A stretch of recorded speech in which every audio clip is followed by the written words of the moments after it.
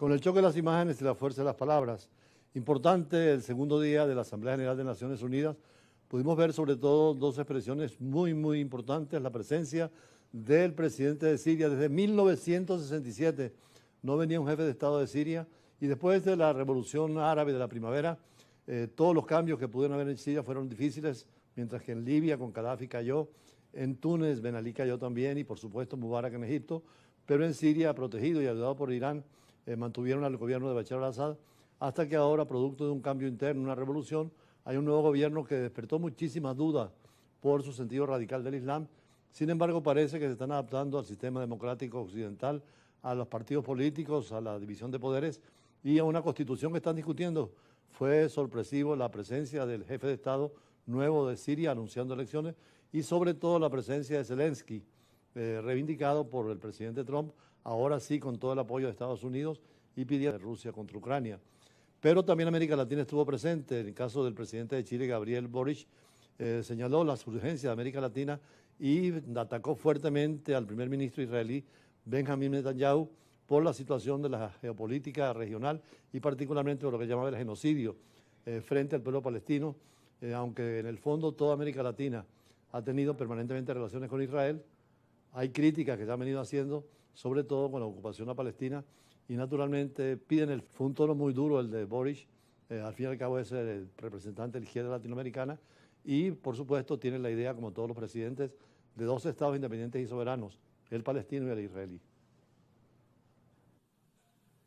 En su último discurso como presidente de Chile ante la ONU, Gabriel Boric pronunció una dura condena contra el gobierno israelí por el conflicto con el pueblo palestino en la Franja de Gaza. Yo no quiero ver a Netanyahu destrozado por un misil junto a su familia. Quiero ver a Netanyahu y a los responsables del genocidio contra el pueblo palestino enfrentados a un tribunal de justicia internacional. Es un ataque de Hamás a Israel el 7 de octubre de 2023 que dejó 1.218 muertos, en su mayoría civiles, según un balance de la AFP basado en datos oficiales.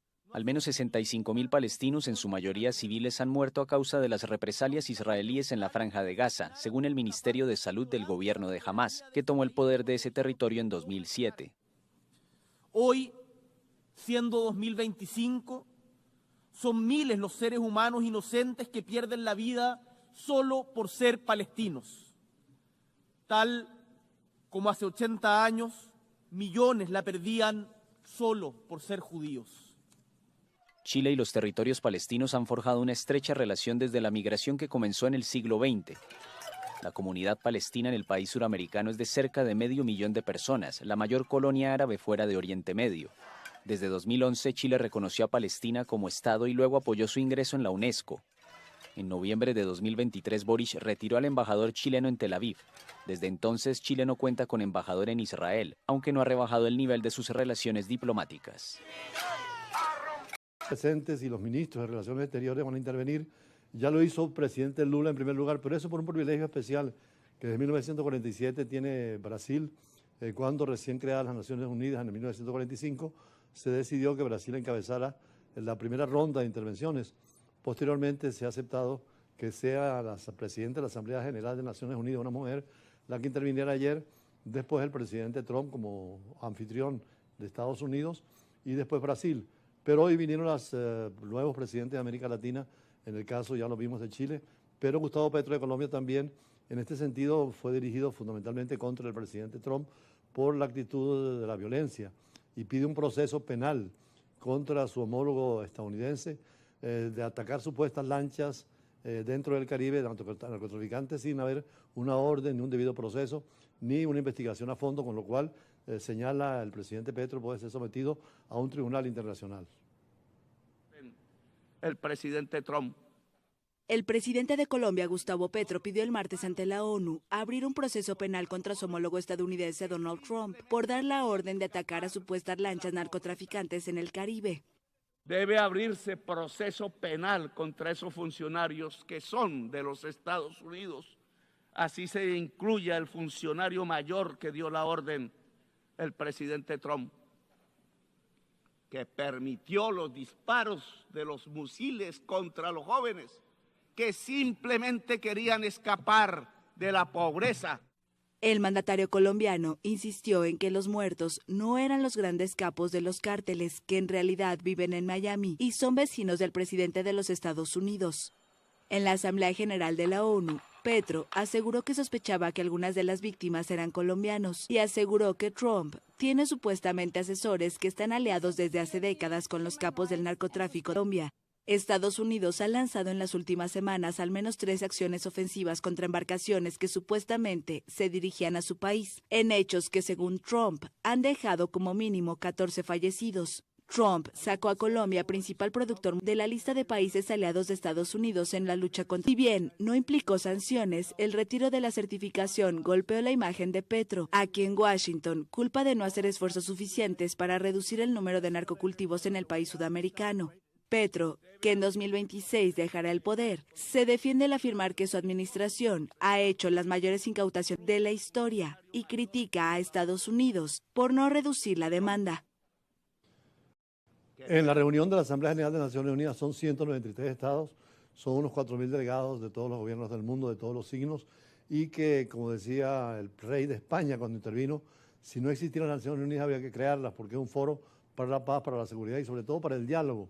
Estaba muy contentos, por eso decíamos, con la primera vez desde el 67, que viniese un presidente de una Siria nueva, diferente, distinta, o que incluso Israel, que está siendo señalada, pueda hablar y explicar qué es lo que está pasando, lo mismo que el presidente de Estados Unidos, Donald Trump, o el presidente de Rusia, Putin, y seguramente las altas autoridades de China estarán presentes.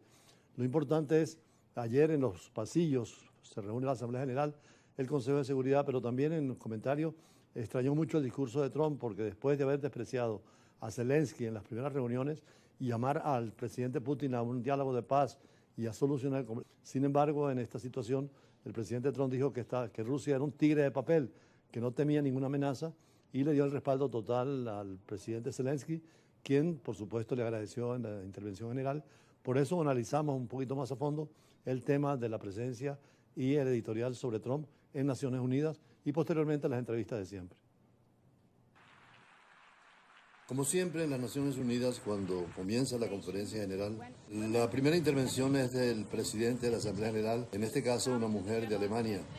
Luego el secretario general de Naciones Unidas y posteriormente el presidente de los Estados Unidos como país anfitrión. Y Brasil desde 1947 siempre inaugura como primer país el orden del día, intervención importante la de Lula da Silva, en una línea intermedia entre las potencias y la fuerza que tienen los BRIC y el tercer mundo. Pero la prensa internacional en el día de hoy es fundamental la crítica y el señalamiento que hacen al giro copernicano que hizo el presidente de Estados Unidos, el presidente Trump, frente a la situación de Rusia y Ucrania. Es un giro de 180 grados, dice la prensa española. El presidente estadounidense Donald Trump afirmó el martes que Ucrania era capaz de Rusia y podría recuperar todos los territorios ocupados por Moscú y regresar a sus fronteras originales.